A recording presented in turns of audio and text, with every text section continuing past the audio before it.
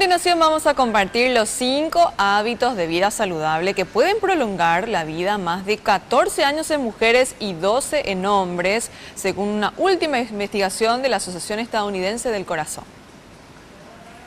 No fumar nunca, mantener un índice de masa corporal sano, realizar ejercicios de moderado a intenso, no beber mucho alcohol y tener una dieta saludable. Estas son las claves para extender la esperanza de vida según los especialistas estadounidenses. Sin embargo, en un sondeo rápido nos dimos cuenta que lo más difícil para el paraguayo es beber menos alcohol y llevar una dieta equilibrada. Normalmente no hago ejercicio, a veces solamente, pero es necesario.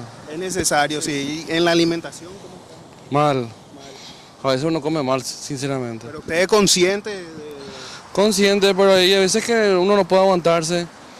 Los eventos, el asado. Algunas veces sí le solemos aplicar algo así, ¿verdad? Pero sin exceso, como te digo. Normalmente son de ejercitarse. No tanto, a veces. Pero suelen venir a caminar. Sí, sí, pero no diariamente como toda persona normal.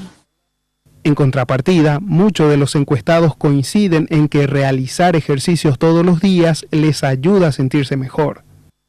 Y al salir del trabajo, venir a caminar, o por lo menos si no puedo venir hasta acá, hasta el lugar más cercano para poder caminar, ejercitarme por lo menos media hora, 1 hora. No tengo consumición de droga, de fumar y eso.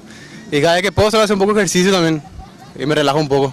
Me gusta hacer ejercicio regularmente y comer sano. ¿Cuál es su rutina normalmente?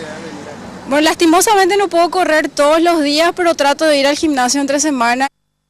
Los que siguen estos 5 hábitos saludables, según el estudio, tienen menor posibilidad de morir por enfermedades cardiovasculares o cánceres.